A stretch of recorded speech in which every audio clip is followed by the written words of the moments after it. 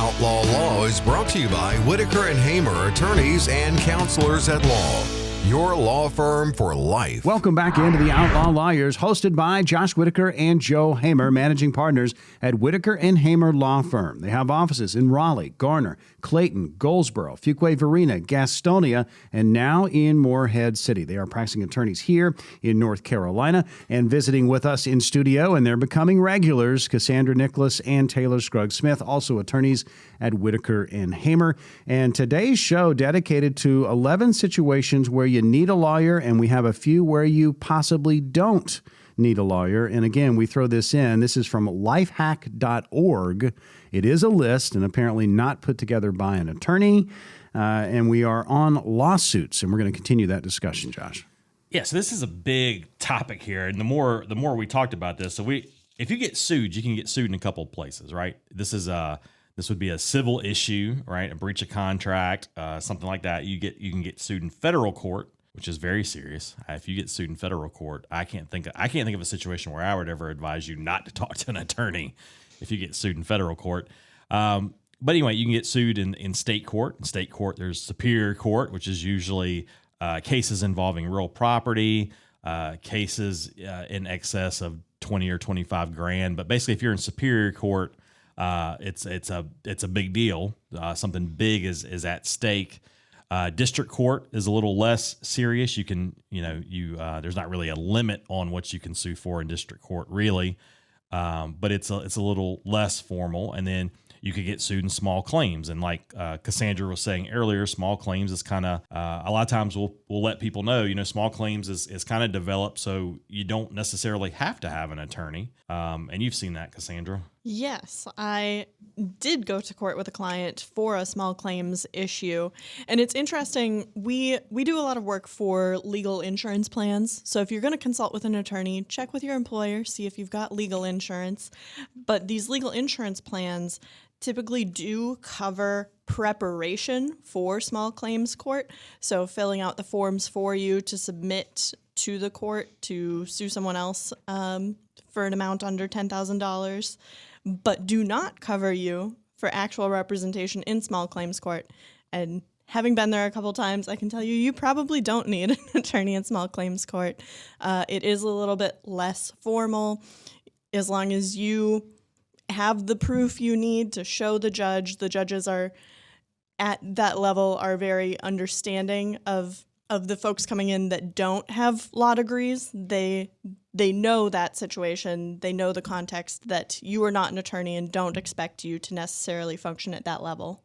Whereas district court, a little bit different. Even if you go in as a non-attorney, you're expected to adhere to the same rules an attorney would have to in the courtroom. So you might have to deal with, evidentiary issues of why you can and can't present something. Or a lot of times, when you get sued, you have 30 days to respond. And most people don't always know that. And you wait till, day 31 to call your attorney for advice. Please call earlier. Yeah, take a look at where you're getting sued. Right. If it's anything other than small claims, for sure call an attorney. And even if it is small claims, maybe call an attorney. Yeah, small claims, magistrates, you're not really in front of like an elected judge. Magistrates are employees of the court system, right? And they may be attorneys, they may not be attorneys. But depending on what county you're in and where you're at in North Carolina, there can be a lot of difference between the magistrate you might see on Tuesday and the magistrate you might see on Wednesday. There, in law school, attorneys spend a lot of time learning the rules of civil procedure, learning the rules of evidence, and small claims. A lot of times they throw that out the window, right? And but it's kind of designed for the pro se client. So pro se means representing yourself. So again, I'm not telling you not to sit down with an attorney and consult over your small claims matter, because again, upwards of 10 grand, right? It could be over like 10 grand, and 10 grand's not chump change. But anyway, that's small claims. District court, superior court, you're going to be dealing with the rules of evidence, the rules of civil procedure. If it's something where you can even represent yourself, you're going to be subject to these rules, and the judges don't care if you don't know them. Yeah, judges don't care. Ignorance of the law, ignorance of the rules, that's not a defense. If you say, I didn't know I had to answer in 30 days, they'll be like, tough, or I didn't know. They don't care. They're not going to cut you any slack. So I would say if you're getting a lawsuit, I'm doing air quotes, you can't see that, lawsuits. If you get sued, feel it. Yeah, I sensed the air quotes. I did. all right, Lawsuits. if you get sued, you probably need to talk to an attorney. And this is the kind of consultation, attorneys, we talk about how attorneys get paid, right? Because sometimes attorneys take things on a contingency basis, personal injury claims, things like that. You don't necessarily have to recover anything. There's the lawyer commercials where they don't get paid if you don't get paid type of scenario, and that's a contingency agreement. Something like this, you're going to probably pay a consult fee. You're going to have to pay for that attorney's time and experience to say, hey, this is what normally happens. Here's what I think you should do. This is what you should be worried about. These are some defenses you have.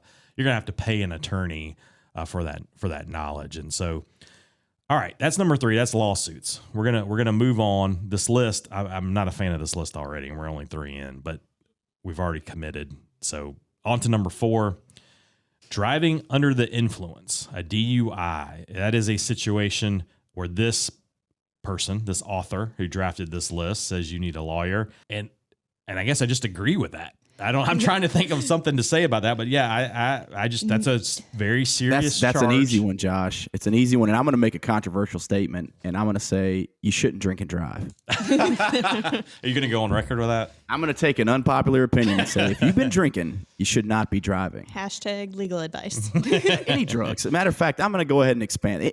If you've been using any kind of mind-altering substance, go ahead and don't drive, Josh. Yeah, that's a complicated, it's a complicated charge. There's a lot of ramifications if you're found guilty. Most counties, most prosecutors, most DAs are not going to throw that out of court. It's DUIs. Most counties have you're going to plead guilty or we're going to go to trial. There's not, you can't go up to the DA like maybe sometimes on a speeding ticket, maybe on your own, you can convince a DA to throw out your speeding ticket or reduce your speeding ticket.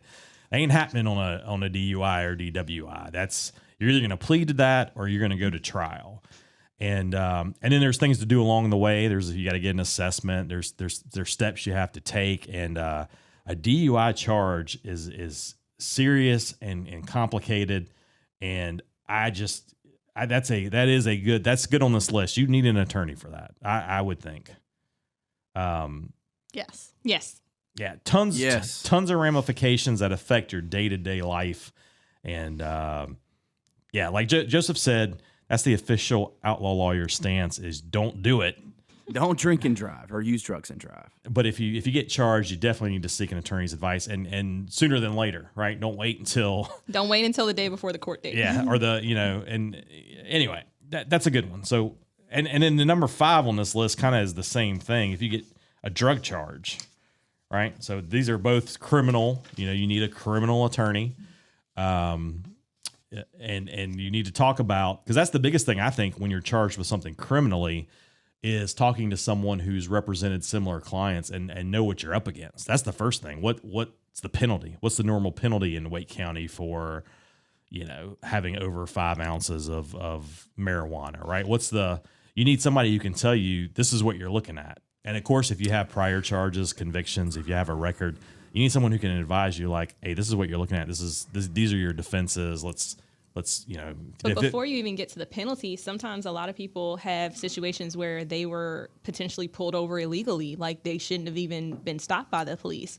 So True. A lot of things on these criminal charges about how did the cops even get you in their custody? How did they even get this so-called evidence? What evidence does the DA even have against you? All that type of stuff has to be shared. And if you don't know the proper steps to go through the process to potentially get something overturned or the evidence to show the DA to get it dismissed early, never, I would suggest trying to do that on your own. Yeah, Josh, I wanted to jump in. You brought up a really good point. You kind of want to go somewhere that deals with the issue that you're dealing with. And on that note, maybe explain to our listeners how Whitaker and Hamer operates. You have attorneys that specialize, and if a call comes in for a certain situation, that attorney is going to get that situation. Yeah, absolutely. We have our criminal attorneys that deal with this every day. They're in the courthouse every day, and they know what to do. They know the questions to ask. And like Taylor was saying, we haven't talked about, you have basic constitutional protections. And so, it's not always about whether you're guilty or not. The other side, the prosecutor, the police, they have to do things the right way. And if they have done something that violates a constitutional right, an attorney's the one who's going to point that out to you. And so kind of just going through the whole situation with an attorney, figuring out what your defenses are, if this is something that should go to trial, is this something that can be pled down? There's all kinds of ramifications on a criminal charge. But yeah, you definitely, our firm's been around, I don't know, we're almost at 20 years now. We've got, a good group of attorneys who are very experienced at this point. But you're going to want to sit down with somebody who knows what they're doing. I think that's the best thing to say, And this ties into number 7, which is just criminal charges in general always get an attorney. So this list is really very interesting that criminal charges is separated as its own line item, separate from DUI and drug charges. Right. I think the list maker showed us their list making ability when they put lawsuits as number 3. I don't know how many clicks did they get on this just from you. A lot from Josh. If you get a click from Josh, man, that's like the golden ticket of clicks on a list, man. It worked. They're doing their job. You got them. Funny enough, it contradicts again, because then they say for traffic tickets, you don't need a lawyer, just pay the fine and get over it, which is horrible. No, don't do that. Yeah, that's really bad. Some of the worst tickets advice I've ever heard. Can easily be dismissed if you just show evidence of, anything. Always talk to a criminal attorney, because most of those traffic tickets can be dismissed or reduced at very least. Get fewer points. Don't get your license taken away. Don't have to pay such a large fine. Yeah, traffic tickets this terrible advice. So the traffic tickets was under when you don't need a lawyer. So that was one of the. I got a lot of problems with this list, but yeah, that's the worst advice. Traffic tickets is like the number one thing, because the cost benefit, like you're talking about. There's folks who do tons of traffic tickets, and you're not paying an arm and a leg to get them to help resolve your ticket in the best way. And it's insane advice, man. I'm discrediting this list based off of just that piece of advice. In North Carolina, every county is different too. So what a DA or an ADA may do in Harnett County is going to be real different from Orange County or Wake County or Johnston County. And so you really need an attorney who practices in that county, who knows what's going on and what can be done and what's acceptable and what's not. But yeah, never pay a ticket, because you're going to get the maximum insurance points and the maximum driver's license points. And I hear a lot of people say that. They'll say they got pulled over and the officer was like, yeah, you just mail it in. You don't even have to go. And I'm sure they're being nice, but yeah. But that's also admitting you're guilty. Like, when you pay the fine, it's an admittance that you're guilty and you did the charge. And I've only had one traffic ticket, and I was in high school, and I definitely just paid it. Yeah, that makes sense. That was before we had knowledge. We got to remove you from the show right now. I'm sorry. So what was it? 80 and a 25 school zone? What? It was in North Dakota. Vehicular manslaughter. It was. Yeah, sorry, guys. Maybe we don't need to talk about that. I slid on the ice through a stop sign going like 2 miles an hour. They gave you a ticket? Wow. Yeah. Yes, what a cop that did. was, man. It's okay. I got one in North Dakota. Oh God, it was $50. It's okay. It was on the way to Onslow, and I just came off a ramp, and they got me off the ramp. Oh, rolling through a stop, or were you speeding? No. I wasn't speeding. I was taking an exit, and so you're making that turn. You're coming off the ramp, and there was a cop sitting right there. But what's the ticket for? What did you do wrong? It was like at that? 5 over. While you're coming down the ramp? Yes. That's pretty fast. I didn't know you were a hardened criminal. 5 over when you're coming down a ramp. I think the cop got more mad because my dog kept barking at him. So I feel like sliding on the ice in North Dakota is an excuse for any crime. I thought so. Like, slid right into stabbing. I didn't mean to this murder person. those 4 people, but I was sliding on the ice. Exactly. Come on. All right. Well, the Outlaw Lawyers, Josh Whitaker and Joe Hamer. Whitaker and Hamer Law Firm, the power behind the program. Again, Josh and Joe, managing partners at the firm. We have Cassandra Nicholas and Taylor Scruggs-Smith in studio with us today. And again, we're bringing Joe in, remotely busy guy, but he's multitasking today.